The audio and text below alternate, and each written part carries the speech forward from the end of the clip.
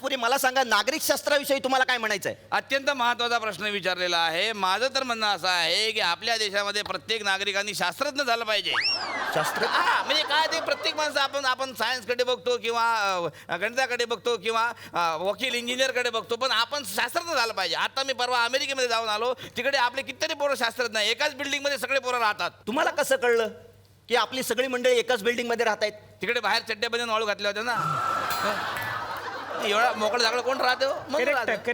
बरं, तुम्हाला काय वाटतं बद्रिके? प्रत्येक नागरिकाने शस्त्र हातात घेतले पाहिजे. शांत राहा तुम्ही, बसा, शांत बसा, तिकडे राहू द्या. बरं कदम, मला सांगा, सायन्स विषयी तुम्हाला काय म्हणायचं आहे? हा चांगला प्रश्न आहे, म्हणजे गंभीर प्रश्न आहे. गर्दी खूप वाढते. दादर घ्या, माटुंगा घ्या, मग सायन का मागे राहील? मला तर वाटतं तिथं एक नवीन रेल्वे स्टेशन उभं करायला पाहिजे. अहो सायन्स नाही हो, सायन्स विज्ञान विषयी तुम्हाला काय म्हणायचं आहे? अच्छा, विज्ञान बालन ही एक चांगली अभिनेत्री आहे. राहू दे. कदम, इंग्रजी बद्दल काय म्हणणं आहे तुमचं? इंग्रजी ही आरोग्याला चांगली असते आणि गावठी त्रासदायक असते, त्यामुळे भटक्या पहिल्या बंद करा तुम्ही. शांत. आता मला सांगा, माझ्याकडे वेळ फार कमी आहे, मी आधीच सांगतो. तुम्ही शांत बसा, तुमचं घड्याळ नकोय मला. शांत बसा. तर मला सांगा, आपल्याकडे परंपरा अशी आहे, इतिहास नागरिक शास्त्र असे 2 विषय असतात आणि मार्क एकूण मिळून देतात ते. तर तुम्हाला काय वाटतं, वेगळे करावे की असेच राहू द्यावेत? नाही, हे बघा, माझं काय म्हणणं आहे की इतिहास आणि नागरिक शास्त्र याची जी युती आहे हे परंपरागत युती आहे. पण मला असं वाटतं की महाराष्ट्राचा जर प्रश्न या ठिकाणी लक्षात घेतला तर महाराष्ट्रामध्ये या ठिकाणी इतिहास फार महत्वाचा आहे. म्हणून माझं म्हणणं असं आहे का इतिहास हा मोठा भाऊ आहे आणि इतिहासाला त्याचा मान दिला पाहिजे. त्याच्यावरती वेगळं आहे आणि माझं असं म्हणणं आहे की नागरिक शास्त्र हा सध्याचा मोठा भाऊ आहे. मग भले तो फडणवीस मार्काचा असला तरी, एकूण 20 मार्काचा असला तरी, असं मला म्हणायचंय. आणि जर आमचं सगळ्यांचं मत पटलं तर तो पेपर आम्ही 100 मार्काचा सुद्धा करू. असं कसं करणार तुम्ही 100 मार्काचा पेपर? याला काय अर्थ आहे का? म्हणजे आम्ही काय हातात भाडं घालून बसणार आहे काय? एक मिनिट, तुम्ही काय बोलताय? आणि तुम्हाला काही याच्यावरती प्रॉब्लेम असेल तर मग आम्ही आमचं वेगळं मत बघू. एक मिनिट थांबा. भूगोलाबद्दल तुमचं काय म्हणणं आहे? मला असं वाटतं की हे लोक भूगोलाबरोबरच जातील. म्हणजे कसं, भूगोल म्हणजे निसर्ग आणि निसर्गाचं घड्याळ कधीच चुकत नाही. अच्छा, असला चर्चेत दादा कधी वाजले अजिबात कळलं नाही रे. कवडे वाजले बघ.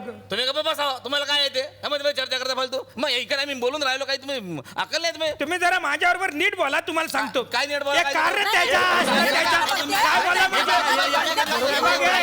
बोला सांगतो, नीट बोलताय. मलाही तुमच्याशी बोलायचं, गप्प बसा तुम्ही. अरे काय पण बोलू नका.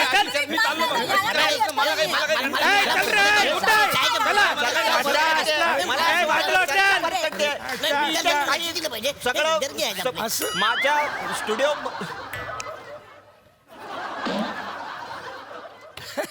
असं नाही चालत आहे. हो माहिती आहे मला, असं नाही चालत आहे. तुमचं काय? तुम्ही कुठे राहता? मी दादरला. का? मला डोंबिवलीला सोडा ना. डोंबिवली? मी दादरला राहतोय, तुम्हाला डोंबिवलीला सोडू? दादरला राहतो मी आणि तुम्हाला डोंबिवलीला सोडू? ही इतकी मोठी माणसं तुमच्याकडे बघून नवीन पिढी घडते, नवीन कार्यकर्ते घडतात. पण या व्यक्तींनी राजकारणात येण्याची सुरुवात कशी केली होती आणि त्या प्रवासाबद्दल तुम्ही काय सांगाल? मी 1966 वयाच्या 15व्या वर्षी मी शिवसेनेत प्रवेश 1966 साली केला. शाळेत होतो मी, तेव्हा शिवसेना मराठी माणसाच्या न्याय हक्कासाठी स्थापन होते. मी चेंबूरमध्ये राहायचो.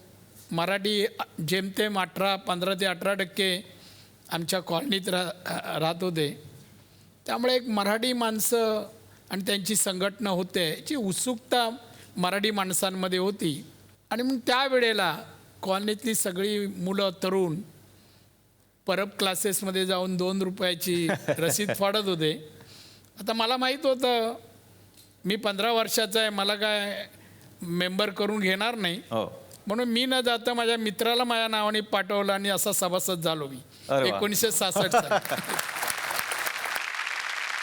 एकूणच 50 वर्ष या वाटचालीला झालेले आहेत. शिवसेनेला 50 वर्ष आली. मीही सभासद झाल्यावर मलाही राजकारणात 50 वर्ष झालीत. हा प्रवास माझ्या दृष्टीने अतिशय लाभदायक किंवा राजकारणात एक नशीबवाद मी ठरलेलो आहे आणि स्वतःला नशीबवान मी समजतो वा. कारण या कमीत कमी वयात महाराष्ट्राची सगळी महत्त्वाची पदं हो. मला मिळाली आहेत आणि सगळ्या पदावर मी अभिमानाने सांगेन मी माझा ठसा उमटत इथपर्यंत आलेलो आहे. शिवसेनेत माननीय बाळासाहेब ठाकरे यांचं मार्गदर्शनामुळे आणि यांच्या सर्व सहकार्यामुळे मी महाराष्ट्राचा मुख्यमंत्री झालो. नगरसेवक, BST चेअरमन, आमदार, मंत्री आणि मुख्यमंत्री आणि विरोधी पक्षनेता ही एवढी पदं मला 39 वर्षात मिळाली. नंतर मी काही अपघात जसे जीवनात होतात तसं राजकीय जीवनातही अपघात झाला. मला शिवसेना सोडावी लागली. मी राष्ट्रीय पक्ष काँग्रेसमध्ये आलो आणि त्यावेळेलाही मंत्री झालो. काँग्रेसची सत्ता असेपर्यंत मी मंत्री होतो. माझ्या जीवनात ही पदं जी मला मिळाली त्या पदाचा उपयोग मी सर्वसामान्य महाराष्ट्रातल्या जनतेसाठी त्या पदाचा उपयोग केला. महाराष्ट्राचा मुख्यमंत्री या आधीत नाव वाचताना लोक थांबले पाहिजेत अशा रीतीने मी कारभार केला हे सांगायला मला अभिमान वाटतो. एक लढाऊ कार्यकर्ता आणि त्यानंतर आज एवढं मोठं नाव. कशी झाली होती सर सुरुवात राजकारणात येण्याची? आजच मी पाहिलेलं आहे तुमचं गाव. आजच मी पाहिलेलं आहे तुमचं गाव. जिंकणार आहे मीच आजचा डाव. वा. आजच मी पाहिलेलं आहे तुमचं गाव. मी जिंकणार आहे हा डाव. आपल्या दुश्मनावरती घालणार आहे मी घाव. आपल्या दुश्मनावर घालणार आहे मी घाव कारण आठवले आहे माझं नाव.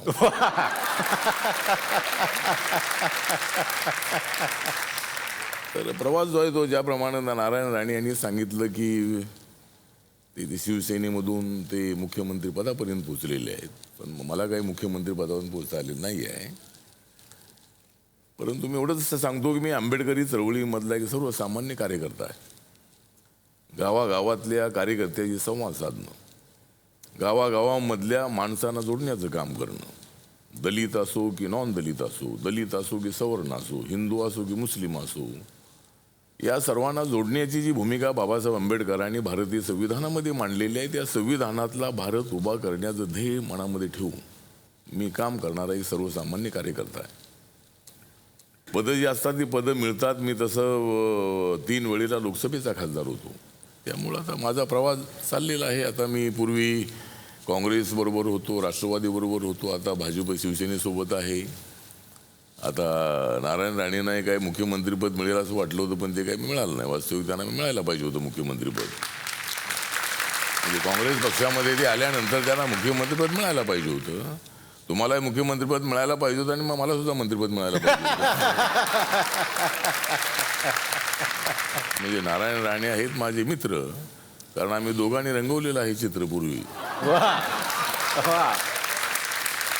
म्हणजे नारायण राणे आहेत माझे मित्र कारण काँग्रेस RPI अलायन्स असताना आम्ही दोघांनीच रंगवलं होतं. आम्ही या महाराष्ट्राच्या बऱ्याच चित्र. आता आपल्या दोघांचं आता एकच आहे सूत्र. आता आपल्या दोघांचं एकच आहे सूत्र कारण आपण दोघे जण आहोत बाबासाहेब आंबेडकर आणि शिवाजी महाराजांचे पुत्र. वा वा. क्या बात. हवा येऊन द्या, चला हवा येऊन द्या, डोक्याला शॉट नको, हवा येऊन द्या. मी मराठी, झी मराठी.